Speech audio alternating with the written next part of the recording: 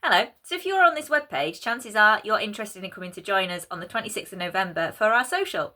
Now, the first place I want to start for you is a reassurance that it really is a social meetup. I can absolutely guarantee you we are not going to be flogging you anything else there. It is not one of those secret, like, come along and meet us and we're going to flog you something places. It's not, right? We genuinely wanted to create a space to help people who have struggles with their dogs and want a support network around them, because blooming heck, it is hard to find, isn't it? So the thing is, I have a 10-year-old Labrador, Bob. A lot of you know this already. He's fabulous. He goes out and he stooges for people and he looks like such a well-trained boy when we're walking down the street. But the real truth of it is he's really, really hard to look after, okay? So if Bob meets another dog, head on, nose to nose, on a lead or off a lead, he will hump them. He will hump them, right? And it's not from a place of sexual desire, it's from a place of worry. Bob is a little worrywart. He really struggles with things in the world and he has really big feelings about things that we don't think about, right?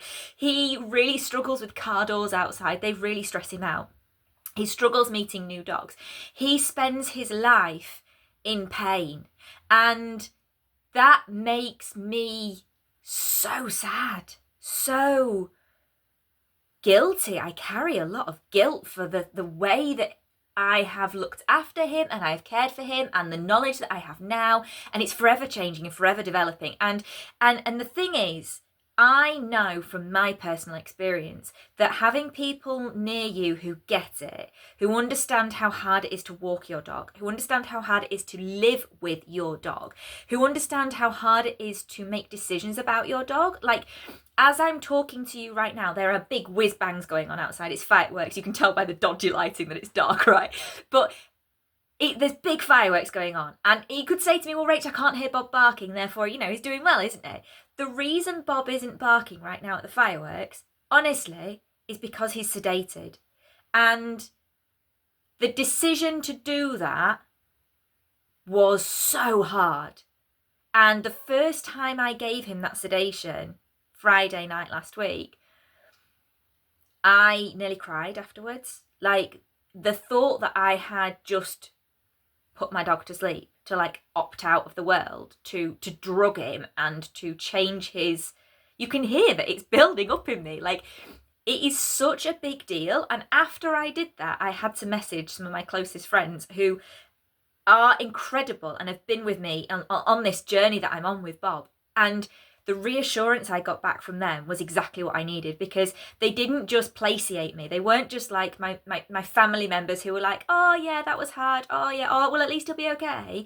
They got the depth of the decision for me, and it was such a lovely thing to be able to get that support. So truly, what we are creating or trying to create for you here is a real social event, a network of people who struggle with making decisions about their dog, who struggle with living with their dog, who struggle with walking their dog. We are not going to try and pitch you training after that. We want to lean on you as much as we want you to lean on us, right? And we want you to lean on each other. So the setup is this: because it's weird and awkward coming into a new space to start with, we are inviting you to come in and join us and listen to a speech from me to start with. That's just an easy way to break the ice, isn't it? It means we've got a time to arrive there. We know what's happening. We can walk in.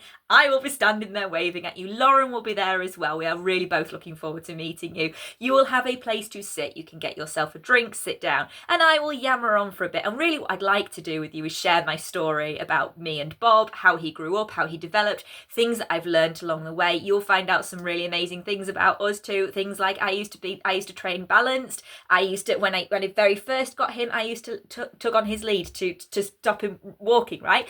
To stop him pulling on his lead, and my journey with that as well, and what that means for us now, and where we are, the people that we've lent on, what we found useful, all of the things that I think, actually, if I was doing this again with Bob, these are the things that I would like to know now.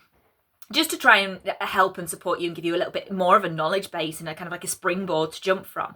And then what we will do is I will thank you for your time, and we will literally just turn into a social event where Lauren and I will grab a drink and we will just come and find people and socialise with you, and you can ask us questions if you have questions, be they professional questions or personal questions. We'll answer as many personal questions as we want to. So for you though, isn't it? And now it's just a place to meet people who get it. And your dog doesn't necessarily have to be the worst in the world. Like, we're not judging levels of difficulty here. What we're judging is, do you need support, yes or no, right? And if you feel like you need support, please come. Now, our request for money is simple. We have to cover some costs to put this on, right? So we are asking for £5 for a ticket, but we would like you to feel supported and happy to come along and confident coming along. As spicy people with spicy brains, we know how daunting it can be to walk into new spaces like that with people that you don't necessarily know. So it is £5 for a ticket. It's not really, is it? It's £5 a ticket because it's an easy number, but that gets you and a mate in. So please bring a friend along with you as well to come join us. The reasoning behind the money is to cover our costs, and also if we get sign-ups, we know how many people are coming. We therefore know how many chairs to put out, and it is really helpful for us knowing that information before we do. If we did a freebie, generally people don't tend to come, and it's just really hard to organise a freebie event. So we didn't really want to be taking a load of money from you, and we hope you don't feel like you are, but we did want to make sure that there was a way to make sure we knew how many people were coming into the room, how many chairs to set up, and that we could just cover our costs of putting on the event for you. And that is it. Honestly, no sales pitch further from that. If you would like to talk to us about training, we are always open for that, but that is not the point of the day. The point of the evening is to meet people, to socialise, to kind of understand other people's experiences, and just have a nice night out in a really supportive manner. So I would absolutely love to see you there on the 26th, and really, really look forward to meeting you and hearing your story too.